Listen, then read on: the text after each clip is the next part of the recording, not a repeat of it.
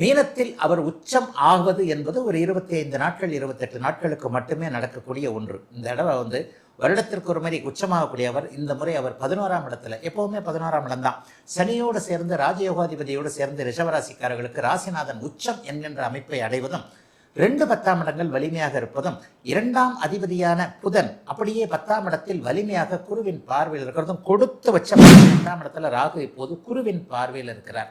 அதை விட முக்கியம், கட்டிடத்துறையில் இருக்கக்கூடியவர்கள் 10ஆம் இடத்துல செவ்வாய் தசம அங்காரகா அப்படிங்கிற ஒரு அமைப்பில் இருக்கிறார் இல்லையா. கோட்சாரத்தில் 10ஆம் இடத்தில் செவ்வாய் இருப்பது என்பது அந்தந்த ராசிக்காரர்களுக்கு, எந்த ராசிக்காரர்களுக்கு 10ல் வர்றாரோ அப்போது அவர் நல்ல பலன்களை தொழில் ரீதியாக செய்வார். 2ஆம் இடத்துல ராகு இப்போது குருவின் பார்வையில் இருக்கிறார். அதை விட முக்கியம், கட்டிடத்துறையில் இருக்கக்கூடியவர்கள் 10ஆம் இடத்துல செவ்வாய் தசம அங்காரகா அப்படிங்கிற ஒரு அமைப்பு அதில் செவ்வாய் இருக்கிறதுனால தொழில் ரீதியிலான ஸ்டாண்டர்ட் இன்கம் நல்லா வருங்க.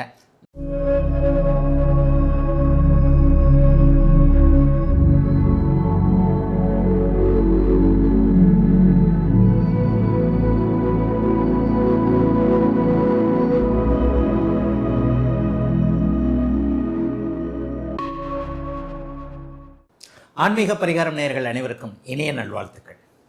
எல்லோரும் நன்றாக இருப்பீர்கள். இதான் மார்ச் மாதம் பிறக்கப் போகிறது. ஐயா, வருடம் பிறந்து 2 மாதங்கள் ஆயிடுச்சு. 2026 எனக்கு கொஞ்சம் ஓரளவுக்கு நன்றாக இருக்கும்னு நினச்சேன். ஏதோ லேசாக அப்படியே ஒரு வெளிச்சம் தெரிகிற மாதிரி தெரிகிறது.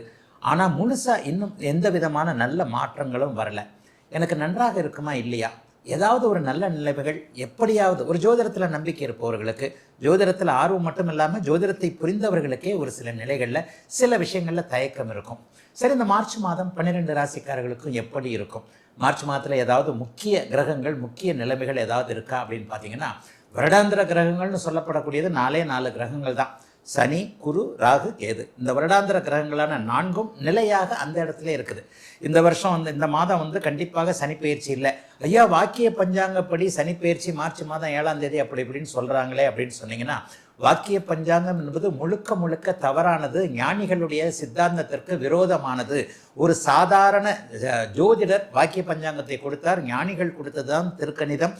வாக்கியத்திற்கு முந்தையது திருக்கணிதம். நிறைய பேர் ஜோதிடத்தை புரியாமத்தான் அந்த வாக்கிய பஞ்சாங்கம் இதுதான் ரொம்ப முக்கியமானது, ஞானிகள் கொடுத்தது வாக்கிய பஞ்சாங்கம், மனிதர்கள் கண்டுபிடிச்சது திருக்கணிதம்னு ஜோதிடமே தெரியாமத்தான் சொல்றீங்க. உண்மையிலேயே ஆரியபட்டர்லேருந்து, வராகமிகரிலிருந்து, பராசரர்லேருந்து, மகாகவி காளிதாசர்லாம் திருக்கணிதம் அப்படிங்கிறத தன்னுடைய 8வது உத்தரகாலாமிரத்தில் 8வது ஸ்லோகத்தை ரொம்ப தெளிவாக சொல்றார்.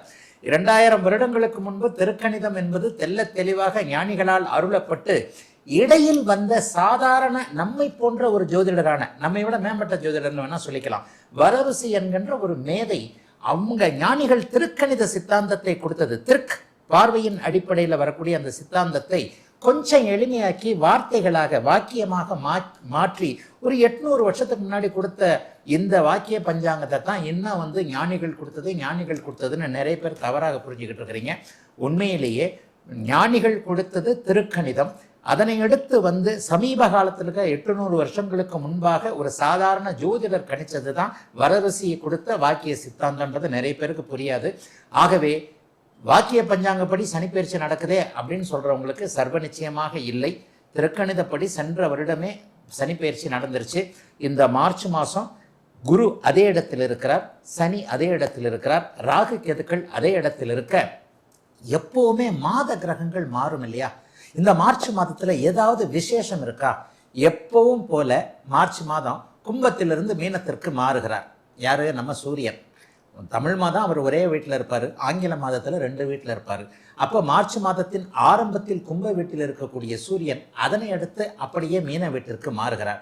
ஏதாவது பெரிய விசேஷம் இருக்கா? கும்பத்திலேயே நிலைத்திருக்கிறார்கள் புதனும் செவ்வாயும் ராகுவும். இந்த மாதம் முழுக்க அவங்க அதில் தான் இருக்கிறாங்க. இந்த ஒரு நிலையில் புதன் செவ்வாயோட ராகுவோட சேர்ந்து கெட்டு போறாரு அப்படின்னு பார்த்தா, நல்ல வேளையாக குருவின் பார்வை அவருக்கு இருக்கின்ற அமைப்பு. கும்பத்தில் நிறைய கிரகங்கள், சூரியன், புதன், செவ்வாய், ராகு ஆகிய 4 கிரகங்கள், குறிப்பாக 3 கிரகங்கள் ராகுவின் பிடியில் இருக்கின்ற ஒரு அமைப்பை நிவர்த்தி செய்யக்கூடிய விதமாக குருவின் பார்வையும் உங்களுக்கு நல்ல விதமாக இருக்கு. அதனால புதனோ செவ்வாயோ பலவீனமாக இல்லை என்பதுதான் உண்மை. வேற ஏதாவது மார்ச் மாசத்துல ஸ்பெஷல் இருக்கா? ஒரு 20-25 நாள் சுக்கிரன் உச்சமா இருக்கிறாருங்க. ஆரம்பத்தில் 1ஆம் தேதி 2ஆம் தேதிலாம் கும்பத்தில் தான் இருக்கிறார். அதற்கப்புறம் 3ஆம் தேதி அல்லது 2ஆம் தேதி நினைக்கிறேன், 3ஆம் தேதியே சுக்கிரன் உச்சம் என்கின்ற அதி அற்புத ஒரு நிலைமையை அடைகிறார். ரிஷபராசிக்காரங்களுக்கும் துளாராசிக்காரங்களுக்கும் சுக்கிரன் உச்சம் இந்த மாதம் முழுவதும் ஒரு 20 நாட்கள் இருப்பது என்பது 20-25 நாட்கள் இருக்கிறார் என்பது மிகப்பெரிய ஒரு நல்ல அமைப்பு. மாதத்தின் இறுதியில் தான் அவர் உச்சத்திலிருந்து விலகுகிறார். உச்சத்தில் இருக்கும்போது என்ன பண்றாரு? சனியை சுபத்துவப்படுத்துகிறார். மீனராசிக்காரர்களுக்கு ஜென்மச்சனி அமைப்புகளை ஒரு 10-20 நாள் அப்படியே தம் பண்ணி வைப்பார். ஜென்மச்சனியுடைய ஒரு தடங்கல்கள் இதை அவர் நிறுத்தி வைக்கிறார் என்பதுதான் அர்த்தம். ஆக மாத கிரகங்கள் என்று சொல்லப்படக்கூடிய வழக்கம் போல சூரியன் 2 ராசிகளுக்கு மாற புதனும் செவ்வாயும் கும்ப வீட்டிலேயே ராகுவோடு பிடியில் இருந்தாலும் கூட குருவின் பார்வையில அற்புதமாக பலமிழக்காத ஒரு நிலைமையில சுக்கிரன் உச்சத்தை அடைந்து மாத கடைசியில மாறக்கூடிய அமைப்பு இந்த மார்ச் மாதத்தோட ஒரு ஸ்பெஷலான அமைப்புன்னே சொல்லுவேன். மற்றபடி கிரகங்கள் பெரும்பாலும் குருவின் பார்வையிலும் சுக்கிரனுடைய இணைவிலும் இருக்கிறார்கள். குருவின் பார்வையில ராகு, செவ்வாய், புதன் மாதம் முழுவதும் இருக்க, சனி சூரியன் இருவரும் உச்ச சுக்கிரனுடைய தொடர்பில் இருப்பது கிட்டத்தட்ட பாருங்க 7 பெரிய மிகப்பெரிய கிரகங்கள்ல ஒரு 5-6 கிரகங்கள் சுபத்துவமாக இருக்கின்றன. ஆகவே மார்ச் மாதம் பெரிய கஷ்டங்கள் எதுவும் இருக்காது. ஐயா நான் ரொம்ப ரொம்ப கஷ்டப்படுறேங்க என்னங்க அப்படின்னு சொல்றவங்களுக்கு அந்த ரொம்ப ரொம்ப அப்படிங்கிற வார்த்தையை எடுத்துட்டு வெறும் கஷ்டம் மட்டும்தான் படுறீங்கன்ற அளவுக்கு தான் இருக்கும். ஏன்னா 12 ராசிக்காரங்களுக்கும் நல்ல பலனே சொல்ல முடியாது. ஒரு ராசியில் 65-70 கோடி பேர் பிறக்கிறீங்க. இப்போ அந்த 65-70 கோடி பேர் பிறக்கின்ற ஒன்றில் உதாரணமாக மீனராசிக்காரர்கள் இப்போது ஜென்மச்சனியினால் கஷ்டப்படுவார்கள் அப்படின்னு சொன்னால் எல்லாரும் கஷ்டப்படுவாங்களா? உண்மையிலே கிடையாது. ஏனென்றால் அவரவருடைய தகுதி இருப்பிடத்திற்கேற்றாற் போல ஒருத்தர் ஏழையாக இருப்பார், ஒருத்தர் பணக்காரராக இருப்பார், ஒருத்தர் பெருங்கோடீஸ்வரராக இருப்பார், ஒருத்தர் மிடில் கிளாஸாக இருப்பார், ஒருத்தர் ரொம்ப லோயர் மிடில் கிளாஸாக இருப்பார். இப்படிலாம் இருக்குல்ல அவங்க பிறந்த ஜாதக அமைப்பு. அதற்கேற்றாற் போல ராசி பலனில் கிரகங்கள் கொஞ்சம் நன்றாக வரும் பொழுது ரொம்ப கஷ்டப்படுறவர் கொஞ்சம் கஷ்டப்படுற நிலைமைக்கு மாறுவார், அல்லது சாதகமான கொஞ்சம் பலன்கள் நடக்கக்கூடிய திருப்தி அமைப்புகளில் தான் இருப்பார். இது துளாராசிக்கும் பொருந்தும். துளாராசிக்காரர்களுக்கு இப்போது இந்த மாதம் முழுவதும் மிகப்பெரிய நல்ல பலன்கள் இருக்கக்கூடிய தன்மைகள் இருக்கு. ஆனால் எல்லாரும் கமெண்ட்ல என்ன சொல்லுவீங்க? ஐயா ஆஹா ஓஹோ அப்படின்னு தான் சொல்றீங்க, இங்கே ஒன்றும் நடக்கலைங்க, நான் கஷ்டப்பட்டுக்கிட்டு இருக்கிறேங்கன்னு சொல்லுவீங்க.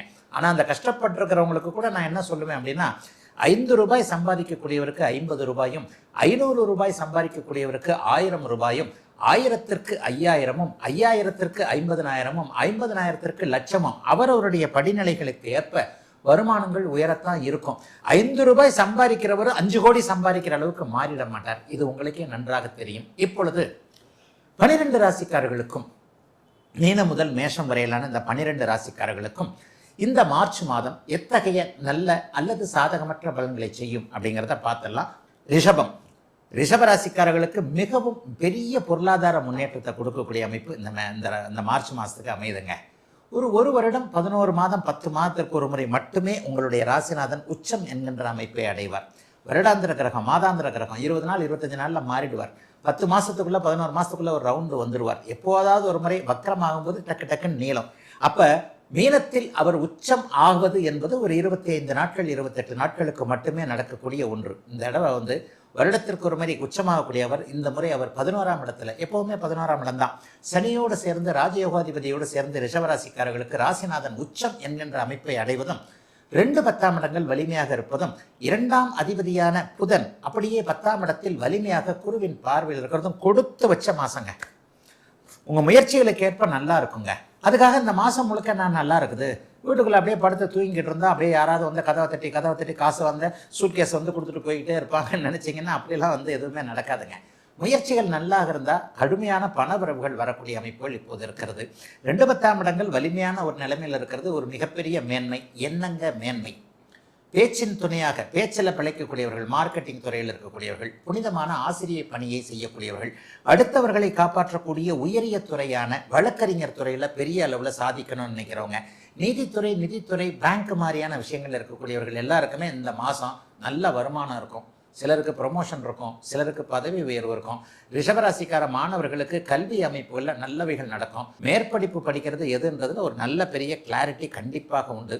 எதையும் சாதிக்க முடியும் என்கின்ற ஒரு வல்லமை இருக்கக்கூடிய அமைப்புகள் இப்போது கண்டிப்பாக ரிஷபராசிக்காரர்களுக்கு இருக்கிறது. வெற்றிகள் கிடைக்கக்கூடிய அமைப்பு, அண்ணன் தம்பிகள், அண்ணன் அக்காள்கள் போன்ற அமைப்புகள், அதாவது தம்பி தங்கைகளாக இருக்கக்கூடிய ரிஷபராசிக்காரர்கள் எல்லோருக்குமே மூத்தவர்களான அண்ணன் அக்காள்களின் மூலமாக உதவிகள் கிடைக்கக்கூடிய அமைப்பு இருக்கு. இன்னும் சிலருக்கு ஏற்றுமதி இறக்குமதி தொழில் கை கொடுக்கும். வெளிநாடு வெளிமாநிலம் சம்பந்தப்பட்ட பயணங்கள் இப்போது ரொம்ப பெரிய அளவில் நல்லா கை கொடுக்கும்.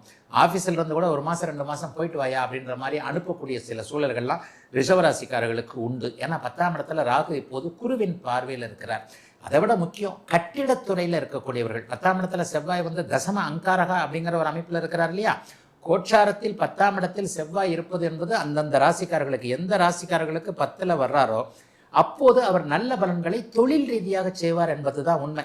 ஆக மண்ணை நம்பி இருக்கக்கூடிய விவசாய பெருமக்கள், பொருளை நம்பி இருக்கக்கூடிய வியாபார பெருமக்கள், அறிவை நம்பி இருக்கக்கூடிய தொழில் பெருமக்கள் எல்லாருக்குமே இப்போ 10ஆம் இடத்துல செவ்வாய் இருக்கிறதுனால தொழில் ரீதியிலான ஸ்டாண்டர்ட் இன்கம் நல்லா வருங்க.